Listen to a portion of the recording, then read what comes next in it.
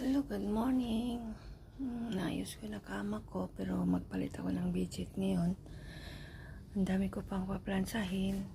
Ito yung mga prutas ko na binili nung nakaraan pa to. I didn't eat yet.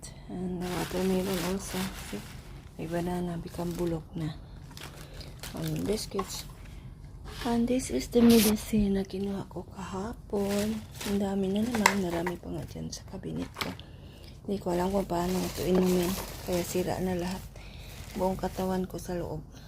Kaya I go back again by Sunday. Babalik na naman ako sa doktor. Kaya yun. Hirap pag mayroon kang karamdaman. But the life must goes on. Ika nga. Katatapos ko lang magkape. Not kape. Tea. Kasi mahirap yung kape. Yan.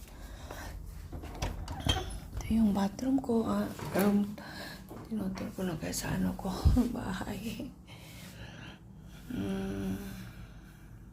Yan. Tumanda na si Manang. Parang matanda na. Karoon na ng eye bags. Yan, may lalabahin pa ako. Kaya, pag nakabakasyon ka, dito ka lang sa bahay. Mainip ka.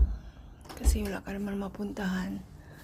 Saka maganda lang dito sa Kuwait dahil malaki ang pira nila dito pagdating sa atin. Kaya patingin ko sa'yo sa baba ng building ko.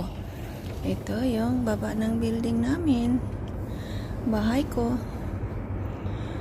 Wala pa gaano mga sasakyan kasi still early. Yan ang parking ng baba. Daming sasakyan. Mga ilang piraso pa lang na taong naglalakad ay. Siyempre, papuntang trabaho. Maganda ang Kuwait pagdating sa pera. Kaya guys, kung mag-abroad, punta na dito kayo sa Kuwait dahil maganda dito. Tahimik nga lang. Oo, makasave ka talaga. Kasi walang ano dito eh. Walang kababalaghan. Maganda dito sa Kuwait dahil walang disco, walang bar, wala lahat. Yan. Yan ngayon ng umagang 5:48 here in Kuwait. See?